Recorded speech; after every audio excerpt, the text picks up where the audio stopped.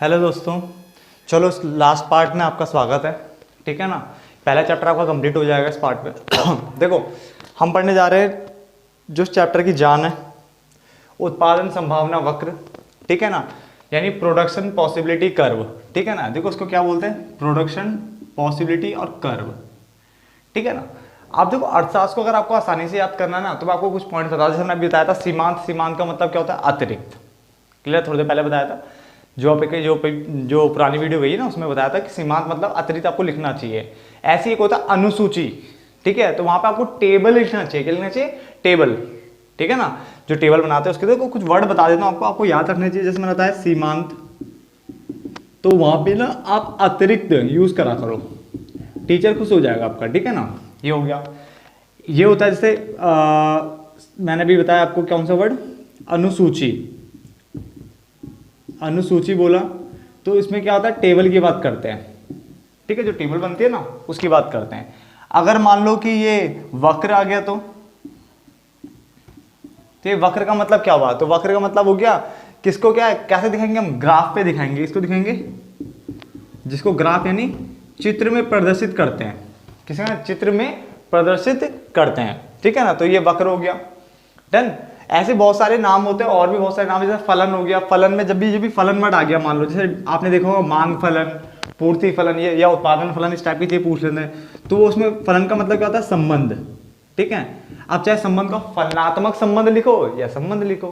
ठीक है ना, तो ये कुछ नाम होते हैं, यहाँ पे हमें ना ऐसे वर्ड लगाने चाहिए। जैसे सीमांत मतलब अतिरिक्त, अनुसूची में टेबल लगा लो। ठीक है ना, ये उस टेबल की बात कर रहा है। ठीक है, वक्र बोलेगा तो ग्राफ या चित्र में दर्शाने की बात करेगा। फलन बोलेगा तो फलनात्मक संबंध की हम बात करेंगे। डन। तो यहां तक को लिख लिया करो, और मैं साथ साथ में आपको बता दूंगा कि इकोनॉमिक्स को किस तरह से आसानी से, ठीक है, याद किया जा सकता है, और उसके आसानी से जो है हिंदी उसको बनाया जा सकता है। चलो स्टार्ट करते हैं। उत्पादन संभावना वक्र, यानी सीधी बात है, ग्राफ में हमें इसे दर्शाना पड़ेगा। ठीक है, उसके अलावा एक चीज आपको और याद रखनी है, इसके नाम देखो जो कि कई बच्चों को नहीं पता होते हैं। उत्पादन संभावना सीमा भी इसको बोलते हैं। क्या बोलते हैं, उत्पादन संभावना सीमा, या रूपांतरण वक्र बोल देते हैं इसे, या रूपांतरण सीमा। देखो पहले चार नाम आप प्लीज इसके याद कर लो, किसी भी नाम से आ सकता है। पहला नाम क्या बोला मैंने, उत्पादन संभावना वक्र। नंबर 2 बोला मैंने, उत्पादन संभावना सीमा। ठीक है, या सीमा वक्र। ठीक है ना, उत्पादन संभावना सीमा वक्र भी बोल सकते हैं। रूपांतरण वक्र हो गया, और आपका रूपांतरण सीमा हो गया। डन। तो ये इसके कुछ नाम हैं जो कि आपको पता होना चाहिए। अब स्टार्ट करें से। देखो, एक सरल अर्थव्यवस्था में, यानी जो आपकी अर्थव्यवस्था है उसमें दी गई तकनीक, यानी जो आपके पास तकनीक है उसी का ही उपयोग करना है। हम ये मानेंगे तकनीक यहाँ पे स्थिर है। जो आपके पास टेक्नोलॉजी या टेक्निक है ना, हम उसी की बात करेंगे, वही मानेंगे, वही सब कुछ है। डन। तो दी गई तकनीक एवं सीमित संसाधन। सीमित संसाधन क्यों बोला, क्योंकि आपके पास जो संसाधन वो क्या है, सीमित मात्रा में है। तो एक सरल अर्थव्यवस्था में दी गई तकनीक और सीमित संसाधनों के कारण, ठीक है, दो वस्तुओं, अब मान लो थोड़ी देख ले, वो वस्तुएं कौन है, गेहूं और चावल। सिर्फ दो वस्तु याद कर रहा था, ठीक है, के विभिन्न संयोग उत्पादित किए जा सकते हैं। अब यहां पे देखो, विभिन्न संयोग मतलब क्या हो गया, पॉसिबल कॉम्बिनेशंस, यानी जो कितने सारे कॉम्बिनेशन आप बना सकते हो। तो उसने बोला एक सरल अर्थव्यवस्था में दी गई तकनीक और सीमित संसाधनों के द्वारा दो वस्तुओं के ना विभिन्न संयोग बनाए जा सकते हैं। जैसे 100% पे मैंने पूरा गेहूं उगा दिया, या 100% पे मैंने क्या करा, चावल उगा दिया, 0% गेहूं, या 70 पे उससे करा, 30 पे ये करा, 80% पे रखा, 20% पे रखा। अपनी मर्जी से कोई भी कॉम्बिनेशन बन सकता है ना। 40% में उस 40% के खेत पे उसको उगाऊंगा, 60% पे इसको उगाऊंगा, तो कोई भी कॉम्बिनेशन बन सकता है। तो उसने बोला एक सरल अर्थव्यवस्था में दी गई तकनीक और सीमित संसाधनों के द्वारा दो वस्तुओं के विभिन्न संयोग उत्पादित किए जा सकते हैं। और ऐसे संयोगों को, यानी जो कॉम्बिनेशन बनने वाले, इन संयोगों को बिंदु पथ, इन संयोगों के बिंदु पथ को मिलाने से, बिंदु पथ के पथ को मिलाने से जो वक्र बनेगा उसे हम क्या बोलेंगे, उत्पादन संभावना वक्र कहते हैं। तुम बार बार बोल रहे होंगे कि मैं क्या नाम है रिपीट क्यों करता हूँ इस बार, मैं मतलब बार बार रिपीट इसलिए करता हूँ ताकि आपको यही याद हो जाए।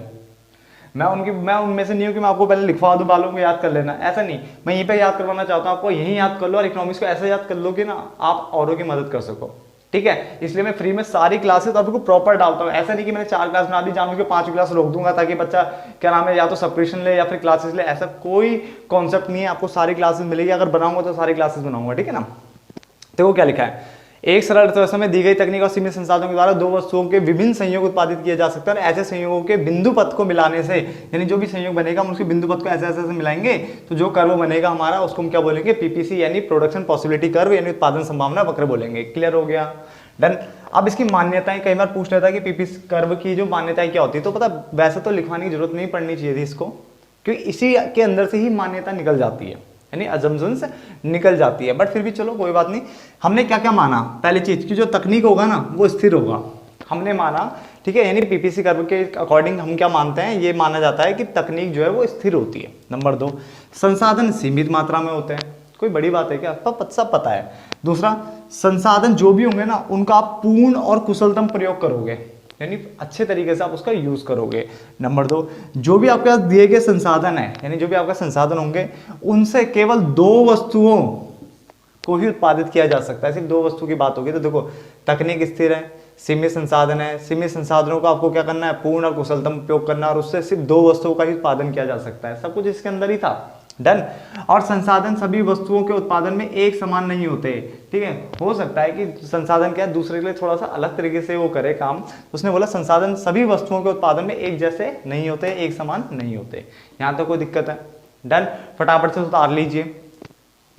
बट यहाँ पे जाने से, यहाँ पे मैं पॉज करने वाला था वीडियो, बट मैं यहाँ पे एक चीज और बता देता हूँ। अगर मान लो आपको पेपर में पूछता है उत्पादन संभावना अनुसूची क्या होता है, अनुसूची लगा देगा, तब क्या होता है, वो बिल्कुल सेम यही डेफिनेशन लिखनी है आपको, ठीक है। कोई नई डेफिनेशन याद करवाऊंगा नहीं मैं, ये बोलूंगा ये करो, बट आगे लगा देना है ये उस टेबल की बात कर रहा है, ये उस टेबल की बात कर रहा है। टेबल को अगर कोई और हिंदी में वर्ड होता है तो आप प्लीज उस वर्ड का यूज कर सकते हो, वरना टेबल लिख सकते हो, जो लिखते हैं टेबल लिख सकते हो, ये उस टेबल की बात कर रहा है, ठीक है। बाकी टेबल को जो हिंदी में बोलते प्लीज आप एक बार गूगल सर्च कर लेना, ये उस टेबल की बात कर रहा है। अगर अनुसूची वर्ड लग के आ गया क्वेश्चन तो, ठीक है, जो यह बताता है कि एक सरल अर्थव्यवस्था में दी गई तकनीक पूरा लाइन ये चेपनी है, यानी कुछ अलग नहीं है, ठीक है। यानी कोई नई डेफिनेशन नहीं बना दूंगा, सिर्फ आगे क्या लगा देना, टेबल लगा देना बस, डन। बाकी सेम डेफिनेशन रहेगी। आगे बढ़ते हैं, इसके ग्राफ और वो देखते हैं। तो ध्यान से देखिए, आगे आपके सामने एक डायग्राम बनाया हुआ मैंने, अच्छे से समझाता हूँ उसे। देखो टेबल मतलब तालिका, मैंने अभी देख लिया उसे, ठीक है। टेबल को तालिका बोलते हैं। तो तालिका जब अनुसूची जब यूज होगा तो वहां पे समझ लेना तालिका वर्ड जो लिखना है कि ये उस तालिका की बात कर रहा है जिसमें पूरी डेफिनेशन वही कवर करते हैं जो हम ऑलरेडी पढ़ चुके होते हैं, डन। अब देखो उत्पादन संभावना, मान लो आपके पास ये 5 संभावना है, डन। अब 2 वस्तु हमने गेहूं और चावल लिया था, ठीक है। इनके संयोग मैंने बना दिए कि मान लो ये 100 करता तो ये 0, ये 90, 10 है, जरूरी नहीं इनका टोटल 100 है, ठीक है ना। इस तरह से मैंने कोई भी कॉम्बिनेशन बना दिया, डन। ये लाख टन में 100 लाख टन, 90 लाख टन, ठीक है ना। इस तरह से इनका जो है बताया गया है। तो हमने एक अनुसूची यानी तालिका बना दी है, इसको इस तरह से दिखा दिया है, ठीक है। इस तरफ मैंने एक चावल रखे, ब्रैकेट में लाख टन लिख सकते हो, गेहूं भी ऐसी यूनिट्स में आएगा, डन। और इस तरह से हमने एक कर्व बनाया, देखो प्रोडक्शन पॉसिबिलिटी कर्व किस तरह से बन रहा है, डन। इस तरह से हमने एक कर्व बनाया और ये सारे हमने पॉइंट्स डाल दिए।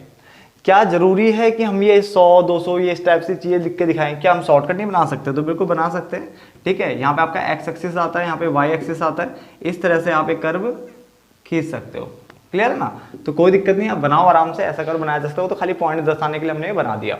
अब यहाँ पे ध्यान रखना, ये जितने भी पॉइंट्स हैं, ये A B C D E, ये सारे के सारे शो कर रहे हैं कि आपने जो रिसोर्सेज यानी संसाधनों का पूर्ण उपयोग किया है, डन। कभी भी कोई पूछेगा कि ये क्या शो करे तो आप बोलोगे संसाधनों का पूर्ण उपयोग किया है, ये शो कर रहा है, ठीक है ना।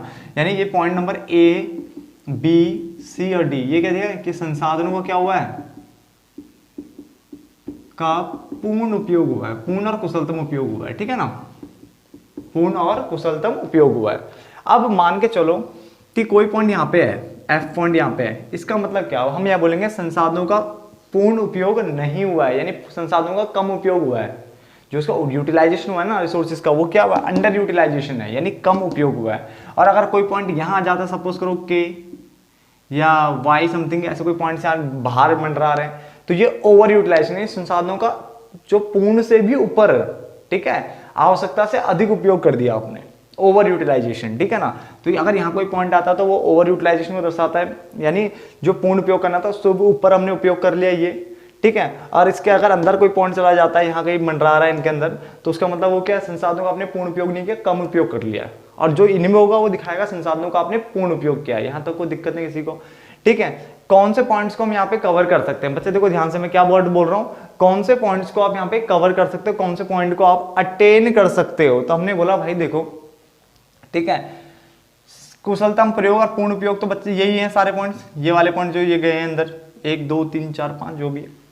तो मैंने कहा इनको तो आप अटेन कर सकते हो, ये अटेनेबल है, यानी इसको आप आसानी से अटेन कर सकते हो, इसमें कोई दिक्कत नहीं है, डन। बट ये जो पॉइंट है, ये जो बाहर है, ये अनअटेनेबल है, यानी क्या इनको प्राप्त किया जा सकता, हम बोलेंगे नहीं, ये अनअटेनेबल है, इसका प्राप्त नहीं किया जा सकता। यानी जो के और वाई, ये जो 2 पॉइंट है आपके पास, ठीक है, हम बोलेंगे ये जो 2 पॉइंट जो हैं इसको आप अटेन नहीं कर सकते हो। क्लियर हो गया, ठीक है। यानी अगर आपके डायग्राम से अगर कोई चित्र यानी कोई भी पॉइंट्स अगर बाहर जाता है, कोई कॉम्बिनेशन अगर बाहर जा रहा है, तो समझ लो आप उसको अटेन नहीं कर सकते, आप उसको प्राप्त नहीं कर सकते। तो ये डायग्राम को पता होना चाहिए, बच्चे सिर्फ इतना ही पढ़ के जाते हैं, ये भी पढ़ना चाहिए आपको। ये क्या शो कर रहा है, दोबारा बता रहा हूँ, ये क्या शो कर रहे हैं ABCDE के संसाधनों का पूर्ण उपयोग हुआ है, फुल यूटिलाइजेशन, यानी क्या हुआ है, फुल यूटिलाइजेशन। ये ओवर यूटिलाइजेशन को दर्शा रहा है, बाहर पहुंच गया ना डायग्राम से, सीमा से बाहर पहुंच गए, तो उसने बोला, इसको बोले ओवर यूटिलाइजेशन, इसको अटेन नहीं किया जा सकता, इसको प्राप्त नहीं किया जा सकता। और ये अंडर यूटिलाइजेशन है, ठीक है, इसका मतलब क्या हुआ, इसको प्राप्त तो कर सकते हो, बट ये उस चीज को शो कर रहा है जिसमें आपके रिसोर्सेज का पूरा उपयोग नहीं हुआ है। और PPC की मान्यता थी कि रिसोर्सेज को आपको पूरा उपयोग करना है, तो इसलिए हम बोलेंगे इसको भी हम नहीं मानेंगे, हमसे भी इन पॉइंट्स को मानेंगे। क्लियर हो गया, यहाँ तो कोई दिक्कत नहीं किसी को, फटाफट से डायग्राम बना लीजिए, फिर आगे बढ़ते हैं। बच्चा आगे देखो फटाफट से हमारे पास देखो नया पॉइंट आ गया कि उत्पादन संभावना वक्र की विशेषताएं क्या होती है। अगर आपको मैंने भी बताया, देखो कि जो उत्पादन संभावना वक्र होता है वो किस तरह का है, कुछ इस तरह का है, ठीक है ना। अगर आप उसको ध्यान से देखो तो ये ना कुछ जो ये बन रहा है ना, ये जो इस तरह का जो शेप बन रहा है, ये मतलब क्या, एक तरह से गुफा जैसा बन गया, केव जैसा बन गया, इसको उसको क्या बोलते हैं, कॉनकेव भी बोलते हैं। अगर आपको ध्यान हो, उत्तल लेंस अवतल लेंस आपने पढ़ा हुआ है साइंस में 10th क्लास में, जहां तक मुझे ध्यान है, ठीक है। तो कॉनकेव और कॉन्वेक्स आपने पढ़ा था, तो ये केव जैसा बन रहा है ना। तो ये केव जैसा क्यों होता है, बहुत बार पेपर में आता है ये कॉनकेव जैसा क्यों होता है, ठीक है ना। तो उसने बोला देखो यहाँ पे उत्पादन संभावना वक्र की विशेषताएं, 2 विशेषताएं। पहली चीज देखो, अगर ध्यान से देखो तो ये यहाँ से यहाँ की तरफ जा रहा है, देखो इस तरह से बढ़ता हुआ जा रहा है, इसका मतलब ये कौन सा हैंड है आपका, ठीक है, लेफ्ट हैंड से राइट हैंड की तरफ जा रहा है। तो उसने देखो क्या आता है, कई बार पेपर आता है कि उत्पादन संभावना वक्र का ढलान नीचे की ओर होता है, इसकी विशेषता भी और क्वेश्चन भी पूछता है कि उत्पादन संभावना वक्र का ढलान नीचे की ओर क्यों होता है, ठीक है ना। तो पहला इसकी विशेषता ये कि उत्पादन संभावना वक्र का ढलान क्या होता है, नीचे की ओर होता है और बाएं से दाईं ओर होता है, बाएं से दाईं ओर होता है, ठीक है ना, इस हाथ से उस हाथ की तरफ। दूसरा, उत्पादन संभावना वक्र मूल बिंदु केंद्र के नतोदर यानी सामने होता है या उन्मुख होता है, ठीक है ना। तो ऐसे कॉनकेव क्यों होता है, ये भी पूछेगा कि मूल बिंदु के ये नतोदर या उन्मुख क्यों होता है। क्लियर है, तो उसकी 2 विशेषताएं फटाफट से पढ़ लेते हैं। उत्पादन संभावना वक्र की 2 विशेषताएं, पहला उत्पादन संभावना वक्र बाएं से दाएं और ऊपर से नीचे की ओर होता है। नंबर 2, उत्पादन संभावना वक्र मूल बिंदु के नतोदर यानी उन्नतोदर यानी उन्मुख होता है। क्लियर है, ठीक है, नतोदर होता है, नतोदर या उन्मुख, ठीक है। चलो स्टार्ट करते हैं।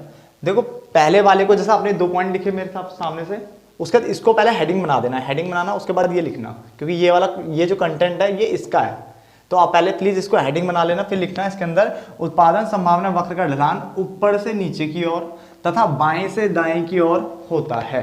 क्लियर हो गया, ये तो बता दिया हमने, ऊपर से नीचे और बाएं से दाएं ओर होता है। इसका मुख्य कारण यह है कि उपलब्ध संसाधनों की सीमितता के कारण, यानी आपको जो संसाधन है वो सीमित मात्रा में उपलब्ध है, उसके कारण दोनों वस्तुओं का उत्पादन एक साथ नहीं बढ़ाया जा सकता। बिल्कुल आसान लैंग्वेज में कोई भी लिख सकता है, ये ऊपर से नीचे और बाएं से दाएं ओर इसलिए होता है क्योंकि संसाधन आपके पास सीमित है, और सीमित संसाधन के कारण दोनों वस्तुओं के उत्पादन को एक साथ तो भाई बढ़ाया नहीं जा सकता एक जैसा, बिल्कुल भर भर के, ठीक है ना। इसलिए एक्स वस्तु का उत्पादन तभी अधिक किया जा सकता है जब आप वाई वस्तु का क्या करोगे, उत्पादन कम करोगे। यानी अवसर लागत वाली बात आ गई ना, कि एक्स वस्तु का उत्पादन तभी अधिक होगा जब वाई वस्तु को क्या करोगे, आप कम करोगे। क्लियर हो गया पहला पॉइंट। नंबर 2, फिर इसको हेडिंग बनाओगे, उसके अंदर ये कंटेंट लिखोगे, हेडिंग प्लीज बना लेना, ठीक है ना, कि उत्पादन संभावना वक्र मूल बिंदु के नतोदर या उन्मुख होता है। उसमें लिखना उत्पादन संभावना वक्र मूल बिंदु के नतोदर या उन्मुख इसलिए होता है, या उसके होने का कारण यह है कि एक्स वस्तु के प्रत्येक अतिरिक्त इकाई, सीमांत अवसर लागत वाली बात कर रहा है, कि एक्स वस्तु के प्रत्येक अतिरिक्त इकाई का उत्पादन करने के लिए वाई वस्तु की इकाई का, आप यहाँ पे लिख सकते हो, वाई वस्तु की इकाई का पहले की तुलना में अधिक त्याग करना पड़ता है। यानी वाई वस्तु का पहले की तुलना में क्या करना है, अधिक त्याग करना है। तो एक्स वस्तु की अतिरिक्त इकाई का उत्पादन करने के लिए वाई वस्तु की अतिरिक्त इकाई का क्या करना पड़ेगा, त्याग करना पड़ेगा। इसके कारण ये क्या होता है, मूल बिंदु के नतोदर या उन्मुख होता है। क्लियर हो गया। अगर आपको मेरी हैंड राइटिंग अगर आपको समझ नहीं आ रही है तो मैं जो बोल रहा हूँ प्लीज उसके अकॉर्डिंग इसको लिख लीजिए। डन। क्या बोला मैंने, अगर आपसे कोई पूछता है कि उत्पादन संभावना वक्र का ढलान नीचे की ओर क्यों होता है, तो आप बोलोगे बाएं से दाएं और ऊपर से नीचे इसलिए होता है क्योंकि आपका संसाधन सीमित मात्रा में, और सीमित मात्रा के संसाधन होने के कारण आप एक साथ दोनों का उत्पादन भर भर के नहीं बढ़ा सकते, एक साथ नहीं बढ़ा सकते ना आप। तो इसलिए अगर एक्स वस्तु को उगाना है तो वाई वस्तु को त्याग करना पड़ेगा। क्लियर है, वाई वस्तु की इकाई का त्याग करना पड़ेगा।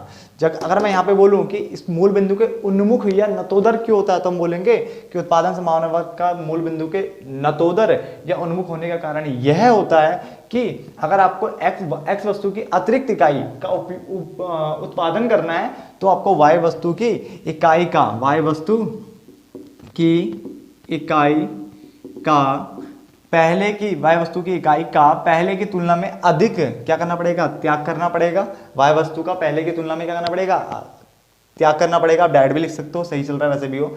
अर्थात एक्स वस्तु की अतिरिक्त इकाई का उत्पादन करने की अवसर लागत, एक्स वस्तु की प्रत्येक अतिरिक्त इकाई का उत्पादन करने की अवसर लागत वाई वस्तु के उत्पादन में, वाई वस्तु के उत्पादन में होने वाली हानि के रूप में बढ़ने की प्रवृत्ति को प्रकट करता है। तो अर्थात बाद वाली लाइन आप चाहे तो लिख सकते हो, नहीं भी लिख सकते हो, बट मैं समझा देता हूँ क्या बोल रहा हूँ। यानी प्रत्येक अतिरिक्त इकाई का उत्पादन करने के लिए, किसका, एक्स का, यानी अगर एक्स की आपको अतिरिक्त इकाई का उत्पादन करने के लिए, प्रत्येक अतिरिक्त इकाई का उत्पादन करने की अवसर लागत यानी अपॉर्चुनिटी कॉस्ट क्या है आपकी, कि जो वाई में जो हानि हो रही है ना वही तो है, वाई में हानि हो रही है तभी तो एक्स बढ़ रहा है। ठीक है, तो उसने बोला एक्स के प्रत्येक अतिरिक्त इकाई का उत्पादन करने के लिए वाई जो करने की अवसर लागत क्या है, वाई के उत्पादन में होने वाली हानि के रूप में बढ़ने को प्रकट कर रहा है, यानी इसकी हानि बढ़ रही है और उसका उत्पादन बढ़ रहा है। डन, यहां तक भी क्लियर होता है। आगे बढ़ते हैं बच्चा। ठीक है, फटाफट से बच्चा इसको भी देखिए क्योंकि जब थोड़ा सा रह गया पीपीसी, ठीक है, क्योंकि हम सारा पढ़ेंगे, हम कुछ भी नहीं छोड़ने वाले, याद रखना, ठीक है ना। तो उत्पादन संभावना वक्र में खिसकाव देखो दो तरीके से है खिसकाव। ठीक है, पहला इसने बोला ये बताओ संसाधन जो है, यानी जो संसाधन है, ठीक है, क्या बोलने वाला हूं कि जो संसाधन है उसमें आपने क्या करा है, थोड़ा बड़ा बड़ा कर देता हूं उसे, संसाधनों में वृद्धि। ठीक है, संसाधनों में वृद्धि करी है आपने, या संसाधनों में क्या करी है, संसाधनों में कमी। ये दो केस हो सकते हैं। क्लियर है, वाई एक्स एक्सिस, वस्तु वाई वस्तु एक्स, वस्तु वाई वस्तु एक्स एक्सिस वाई और 0 0। क्लियर है, उसके बाद आप क्या करोगे, फटाफट से एक कोई पीपीसी कर, पहला वाला पीपीसी कर तो आप प्लीज खींच लेना। ठीक है ना, पहला वाला पीपीसी कर तो आप खींच लेना अपने से। ठीक है, मैंने इसको नाम दे दिया, छोटा ए, बी, ए और बी। ये तो पहले मान लो आपका पीपीसी कर था जब आपके पास जो तो क्या थे, संसाधन सीमित मात्रा में थे और जो भी संसाधन थे आपने उन्हीं का उपयोग किया था। डन। मगर अब आपने संसाधनों में वृद्धि कर दी, जो संसाधन बढ़ेंगे तो गारंटीड प्रोडक्शन भी बढ़ेगा दोनों का। तो आप लिखोगे जब संसाधनों में वृद्धि होती है तो दोनों, यानी दोनों वस्तुओं की जो होती है उत्पादन क्या होती है, बढ़ जाता है, और दोनों वस्तुओं का उत्पादन बढ़ेगा तो जो पीपीसी कर्व होगा वो किस तरफ खिसकेगा, देखो बढ़ेगा तो आगे बढ़ेगा ना। आप ऐसे डॉट डॉट करके दिखाओगे नए कर्व को, ऐसे इसको मैंने A1 कर दिया, इसको B1 कर दिया, यानी पीपीसी कर्व क्या हो गया, बढ़ जाएगा। ठीक है, ये किसके कारण हुआ, जब संसाधनों में वृद्धि होगी तो पीपीसी कर्व क्या हो गया, ए बी से कहां हो गया, A1 B1 की तरफ शिफ्ट हो गया। संसाधन में वृद्धि का आसान सा देखो डायग्राम बना दिया। संसाधनों में कमी करोगे तो क्या होगा, कर्व पीछे की ओर आ जाएगा, यानी दोनों का जो प्रोडक्शन है वो क्या हो जाएगा, कम हो जाएगा। यानी इसको हमने A1 बोल दिया, B1 बोल दिया। डन। ठीक है ना, तो संसाधनों में कमी करोगे तो यहाँ पे मैंने बताया कि ए बी से कहाँ हो गया, A1 B1 होगा, बट नीचे की ओर होगा, यानी यहाँ पे किस तरफ किसका है, ये देखो राइट हैंड साइड की तरफ, यानी इसको हम बोलेंगे दाईं ओर। ठीक है, ये क्या हो रहा है, दाईं ओर खिसक रहा आपका ये कर्व। ठीक है ना, और वो किस तरफ खिसक रहा बच्चा, इस तरफ आ रहा है, यानी ये बाईं ओर खिसक रहा है, बाईं ओर खिसक रहा है। क्लियर है, तो बड़ा आसान सा डायग्राम था। देखना आपको क्या है, खिसकाव तभी होगा या तो संसाधन में वृद्धि हो रही होगी या कमी हो रही होगी। अगर संसाधनों में वृद्धि हो रही है तो किस तरफ खिसकेगा वो, दाईं ओर, हाथ देख लेना अपना, इस तरफ बन रहा है, और अगर कमी हो रही है तो बाईं ओर खिसक जाएगा। तो वो डायग्राम बहुत आसान सा था, आपको समझ में आ गया होगा, फटाफट से बना लीजिए। आगे बढ़ते हैं, फिर बना लिया बच्चा आपने। एक काम करते हैं बच्चे, देखो वैसे देखो 19-20 मिनट की वीडियो बन चुकी है, ठीक है, और मैं कुछ और चीज आपको सिखाना चाहता हूं। मैं चाहता हूं कि आपको सब कुछ इसमें समझ में आ जाए पीपीसी में, ठीक है, कोई भी ऐसा पोर्शन ना रहे जो कि आपको समझ ना आए। तो हम क्या नाम है, वो एक वीडियो और बना लेते हैं, ठीक है। एक वीडियो और बनाने के बाद, ठीक है, डायग्राम को खत्म करते हैं, क्योंकि अभी यहाँ पे खिसकाओ तो हमने बना दिया है, ठीक है। साथ साथ में क्या, अगर किसी एक ही जगह एक ही तरफ मूवमेंट हो रही है तो उसको कैसे करेंगे, या पीपीसी जो है वो कॉन्वेक्स हो सकता है नहीं हो सकता, वो भी हम डायग्राम पढ़ लेते हैं। एक वीडियो छोटी सी और बना लेते हैं। तो तब तक के लिए धन्यवाद दोस्तों। और अगर आपको ये वीडियो पसंद आई हो तो प्लीज़ लाइक, शेयर और सब्सक्राइब करना ना भूलें, और अपने फ्रेंड्स को भी बोलो कि आपको यहाँ पे फ्री क्लासेस आपको मिल जाएगी और प्रॉपर आपको सब कुछ समझाया जाएगा। धन्यवाद दोस्तों।